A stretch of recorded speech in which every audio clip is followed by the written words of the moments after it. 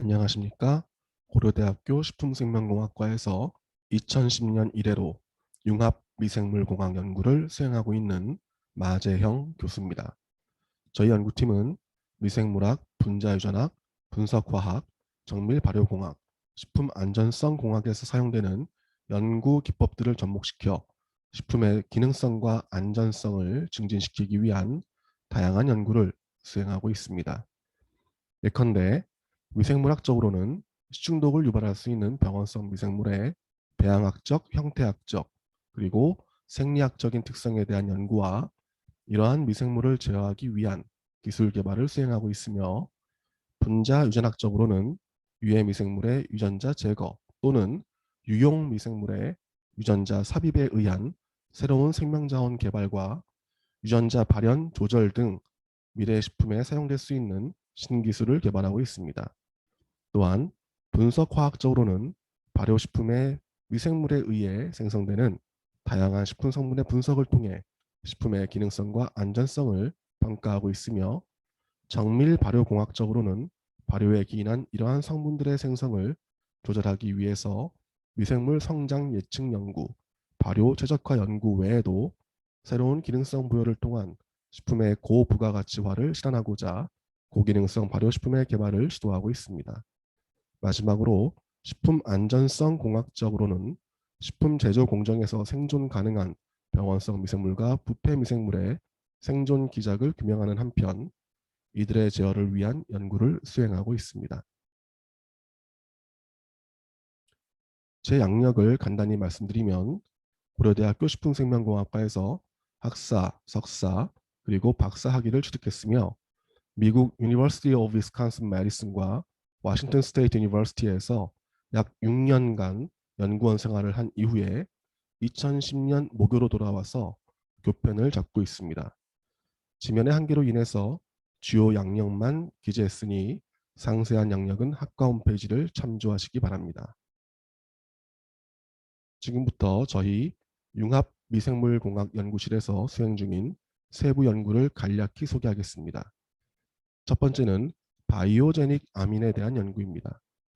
발효식품은 우리 선조들께서 반만 년 이상의 오랜 기간 소비해 온 식품이기 때문에 당연히 안전할 것으로 여기고 있습니다. 그러나 제가 박사과정 연구를 하던 당시 선진국에서는 발효식품에도 미생물이 생산하는 다양한 유해 성분들, 즉 바이오제닉 아민들이 함유되어 있음이 밝혀지고 있었고, 이러한 성분을 감소시키기 위한 연구를 지금까지 지속하고 있습니다.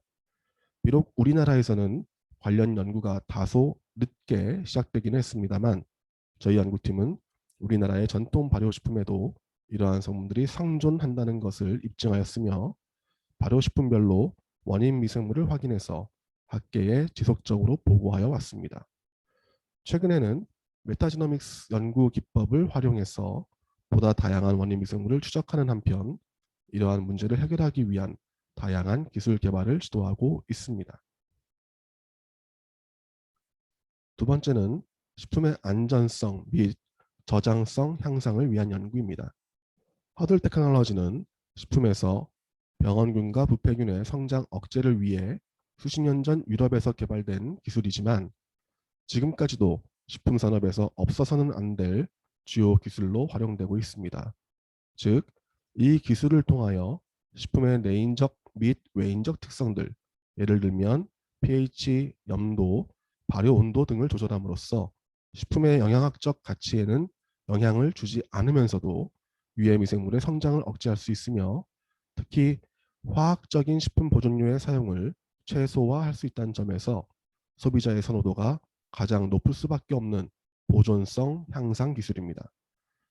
또한 저희 연구팀은 화학적인 식품 보존료를 대체하거나 저감할 수 있는 천연물 유래의 항균 물질을 지속적으로 탐색하고 있으며, 발효식품의 주요 미생물들인 유산균이나 고초균이 생산하는 항균성 펩타이드 외에도 기능성 바이오 소재라든가 천연 감미료에서도 항균 효과를 확인함으로써 이러한 소재들의 활용 가치를 높인 바 있습니다. 세 번째로 식품 안전성 공학적 연구로서 식품 제조 공정 중 멸균 공정에 대항하여 매우 높은 생존율을 보이는 포자 생성 세균과 바이오필름 생성 세균에 대한 연구입니다. 식품 산업에서 대개의 멸균 공정은 열 처리에 의해 진행됩니다. 그런데 이러한 포자나 바이오필름 생성 세균들은 일반 미생물에 비해서 몇 배 내지는 수백 배 이상의 강력한 내열성을 가지고 있기 때문에 멸균 후에도 생존하여 식중독을 일으킬 가능성이 높습니다. 따라서 이들의 생존 기작을 밝히는 것이 현대 미생물학자들에게는 매우 중요한 숙제가 되었으며, 특히 우리나라처럼 찌개 같은 걸쭉한 국물 요리를 선호하는 국가에서는 포자의 생성으로 인한 병원균의 생존 가능성이 높기 때문에 이러한 미생물들에 대한 연구가 매우 중요합니다. 따라서 저희 연구팀은 병원성 세균의 포자 생성과 바이오필름 생성의 기작 연구와 함께 이들을 효과적으로 제어하기 위한 연구를 수행하고 있습니다. 네 번째로 분자 유전학 기반의 미래형 발효 미생물 연구로서 뮤턴트, 즉 돌연변이 미생물 개발입니다. 독일이나 프랑스 같은 유럽 선진국에서는 치즈나 와인 등의 발효식품의 균일한 품질 유지를 위해서 스타터 미생물의 사용이 필수적인 공정으로 여겨지고 있습니다. 더 나아가 이러한 스타터 미생물의 기능성을 높이거나 유해성을 차단하기 위해서 뮤턴트 제조 기술을 도입하여 활발하게 연구하고 있습니다. 반면 우리나라에서는 아직 이러한 미래 식품 기술 연구가 진행되고 있지 않기 때문에 저희 연구팀에서는 시범적으로 몇 가지 뮤턴트 발효 미생물을 개발한 바 있고, 해외 학술 대회에서 이러한 분자 유전학적 연구 성과를 발표하여 호평을 들은 바 있습니다. 다섯 번째로 신발효기술 연구 및 새로운 발효식품 개발입니다. 우리나라의 김치, 청국장, 된장 같은 전통 발효식품에는 놀라울 정도로 우수한 기능성을 갖는 다양한 미생물이 상존하고 있습니다. 그러나 이러한 미생물들의 자원화가 시도된 전례가 극히 드물고, 대개는 서구 국가들에서 발효 미생물을 수입하여 사용하고 있습니다. 따라서 저희 연구팀은 전통 발효식품을 대상으로 다양한 기능성을 갖는 미생물을 지속적으로 탐색하고 있으며, 김치의 유산균, 청국장의 고초균, 녹차의 초산균 등 한국 풍토와 한국 식품에서만 찾을 수 있는 기능성 미생물들을 발굴해 왔습니다. 또한 이러한 미생물들을 이용하여 기능성 식물 소재를 발효시킴으로써 새로운 형태의 음료 개발을 시도한 바 있고, 이러한 음료는 식물 소재 고유의 기능성에 추가해서 발효 미생물이 다양한 기능성을 부여함으로써 전례 없이 강력하고 다양한 기능성을 보유한 새로운 형태의 건강지향적 음료로서의 가치를 갖게 되었습니다. 세계적인 석학들은 농산물 또는 식물 자원에서 새로운 기능성을 찾는 연구는 이제 거의 한계까지 왔으며 더 이상 연구할 천연 자원이 없다라고까지 말하고 있습니다. 이러한 상황에서 발효 미생물의 사용은 이러한 한계를 돌파할 수 있는 새로운 지평을 열 수 있으며, 이로 인해 다양한 전통 미생물이 존재하는 우리나라에 세계적인 석학들의 시선이 집중되고 있습니다.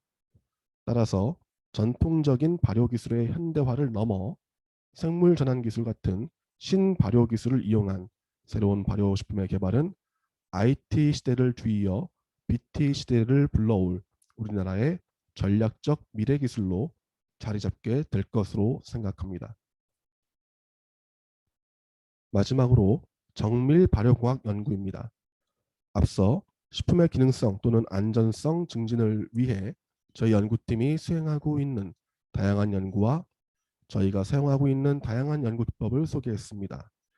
이에 더하여 미생물 성장 예측 기법을 접목시킨 발효 최적화 연구가 함께 진행되고 있으며, 발효의 결과물뿐만 아니라 유전자 발현 수준에서의 효능 분석을 통해 기능성과 안전성을 동시에 향상시킬 수 있는 기술 개발의 수준까지 도달했습니다.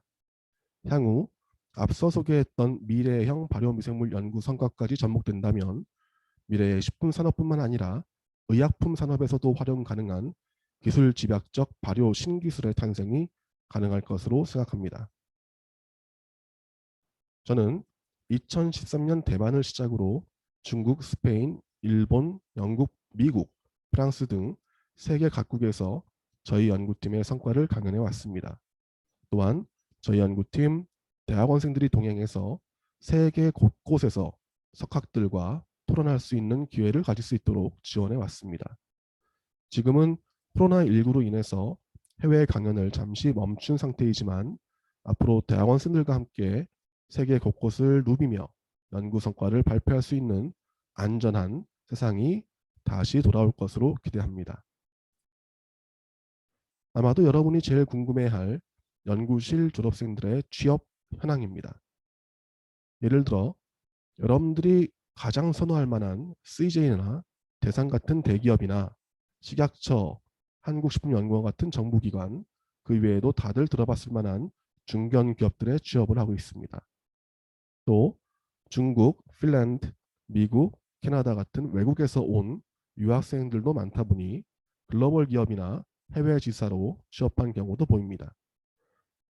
지도교수로서는 제자들이 학계에 남아주기를 바라는 편인데 아무래도 미생물을 전문적으로 연구하는 연구실 출신들이다 보니 좋은 직장에 취업하는 것이 용이해서인지 졸업 후에는 학계에 남기보다 대체로 취업을 선택하고 있습니다. 여기 대학원생들의 오피스 전화번호를 남겨두었으니 대학원에 대해 궁금한 점이 있는 학생들은 직접 전화로 문의하면 좋을 듯합니다. 긴 시간 경청해 주어 고맙습니다.